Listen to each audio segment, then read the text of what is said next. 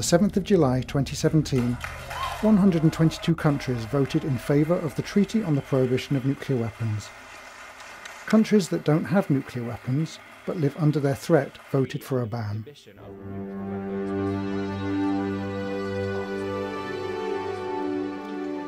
Without the knowledge of most of their citizens, the governments of the world's nuclear powers didn't vote, and yet the ban went ahead. Something new is happening.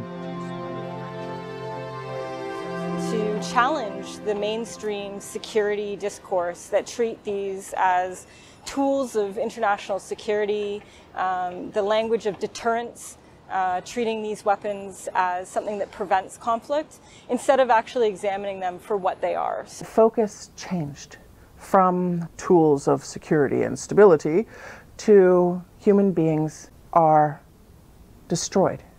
After all, it's the people who suffer, and this has been forgotten in our debate. Now, we today have a massive body of evidence that a nuclear war would simply not only not be winnable, it would likely destroy life on Earth as we know it today. The international campaign to abolish nuclear weapons was launched by people who consider that nuclear weapons produce unspeakable suffering in human beings and create an unacceptable humanitarian catastrophe. So we established this campaign around 2006, and we felt that the specific objective needed to be a treaty that outlawed nuclear weapons completely. So we're about 11 years old now, and was very much inspired by the campaign to ban landmines and the Cluster Munitions Coalition. At 2:45 in the morning, on the runway into the air. On August the 6th, 1945, a uranium bomb was dropped on Hiroshima. At that moment, I saw in the window the tremendous flash. And I couldn't comprehend, but before you had a chance to comprehend what was happening, I knew my body was flying up in the air. After that, I lost consciousness. Now, when I regained the consciousness in the total darkness and silence, I knew, finally, Americans got us.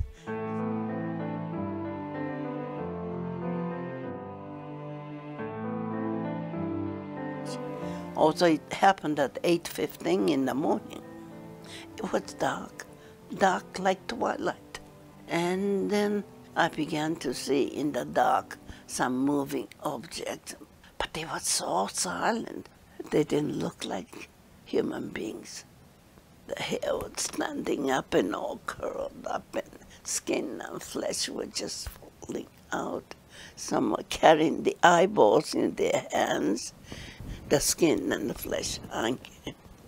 The majority of my schoolmates were working in the center part of the city. They are the first one who simply vaporized, melted. From my school, over 300 students were there. I'm alive because I wasn't there. I was somewhere else. For, 1 mile away, I was inside a building. I was buried by the collapsed building. I must have been protected. But those people had no protection directly under. From that point on, any power that did not have nuclear weapons would feel vulnerable. In subsequent years, the Soviet Union, the United Kingdom, France and China developed their own atomic bombs in a context of confrontation between Western and Eastern blocs during a period known as the Cold War. This is also the time when the United Nations was founded in an attempt to create a forum for mediation in order to prevent conflicts from escalating into armed confrontation. The United Nations had been working to address the threat of nuclear weapons since its foundation. The danger of intentional use is compounded by the risk of accident. There are currently 2,000 nuclear weapons on hair trigger alert that can be launched within minutes. In 1983, a Soviet radar system misinterpreted a cloud formation as a missile attack. We know of at least 6 occasions when the world has come within minutes of nuclear war because deterrence failed, because one or the other nuclear weapons state, usually the United States or Russia, believed it was under attack and actually began the process of launching its own nuclear weapons, only to stop at the very last minute when the mistake was discovered. Nuclear proliferation and technological progress are creating new dangers. There is a possibility that a small group could make a bomb. There is also the danger that a country with nuclear weapons could suffer internal ruptures or social unrest, and weapons would no longer be under safe control.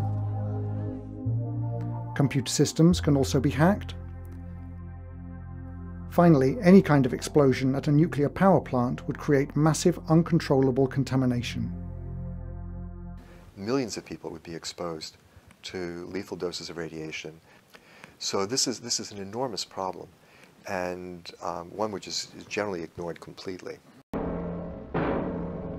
Since the beginning of the nuclear age, warnings and protests from the scientific community followed one after the other and were quickly taken to the streets.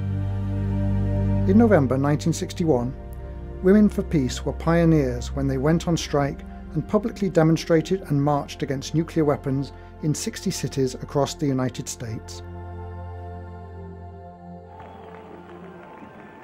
In 1982, 1 million people gathered against nuclear weapons in New York. A year later, in Europe, there were massive protests in several cities, bringing some 3 million people onto the streets. The 1980s saw the possibility of a limited nuclear war in Europe, where both sides had enormous supplies of short-range nuclear weapons. Military exercises created a pre-war environment. Tension was at its height, and the social climate occasionally turned apocalyptic. But the turmoil caused by these alarms and social protests created the conditions for a succession of treaties and effective reductions in nuclear arsenals. Currently, the 9 nuclear weapon states have almost 15,000 bombs between them, and all of them are more powerful than the one dropped on Hiroshima. The vast majority of nuclear weapons are in the hands of the United States and the Russian Federation. 5 countries host US bombs on their territories, and 28 others are involved in nuclear alliances. But most countries do not have nuclear weapons, nor do they belong to any military alliance. But they do share the risk of confrontation, even if it occurs far from their territory. 122 countries, about 2/3 of the total, voted in favour of the ban treaty. Now the treaty has to attract 50 ratifications for it to enter into force. The treaty includes a broad range of prohibitions, a prohibition of course on the use of nuclear weapons as well as the threatened use of nuclear weapons, a prohibition on testing and production of nuclear weapons, and indeed a prohibition on the possession of nuclear weapons. They're going to have to justify why they want weapons of mass destruction, why they think threatening to mass murder civilians or end us all, collective suicide, is a reasonable security strategy. In order for the treaty to be ratified in as many countries as possible, social pressure is paramount. The parliamentary pledge, the cities appeal, divestment campaigns, awareness raising, and mobilisation are necessary for the prohibition to take shape. And then pressure must continue until the stigmatisation of nuclear weapons ends in a real eradication. ICANN also has what's called the Parliamentary Pledge, which is signed by over 800 parliamentarians across the world. So the ICANN Cities Appeal is a commitment that cities can make to endorse the Treaty on the Prohibition of Nuclear Weapons and call on their governments to join. And what Don't Bank on the Bomb does is it gives everyone a pathway to resist nuclear weapons. If you have a bank account, you can do something about nuclear weapons. You can talk to your bank and ask them, do they have a policy on investment? You have a right as a consumer, you have power to do something, to change that. And people are. Estados Unidos cerró su última fábrica de municiones en racimo sin haber nunca firmado la Convención en contra de las municiones en racimo. You know, the U.S. never signed the landmines treaty, but we don't make them anymore and we don't use them. The nuclear weapon ban is a clamour that is uniting people of the world to defend themselves from the military powers. En la historia humana estamos en permanente evolución y los cambios importantes no se dan de la noche a la mañana. Si las personas que estaban luchando por el fin de la esclavitud hubieran pensado que aprobando una ley o un tratado en un lugar muy específico no se iba a lograr, no tendríamos hoy lo que tenemos. One day, the nuclear age will be consigned to our memory like a bad dream that arose in a moment of fear and destruction. We recognise that every person's life is sacred, and we utterly reject nuclear weapons because they produce unspeakable harm and suffering in human beings. We can be successful again as we were in the 80s, and we can save the world again. And we can look ourselves in the mirror and say, hey, okay, I did what I was supposed to do. We Hibaksha had been waiting for the ban for 72 years. Let this be the beginning of the end of nuclear weapons.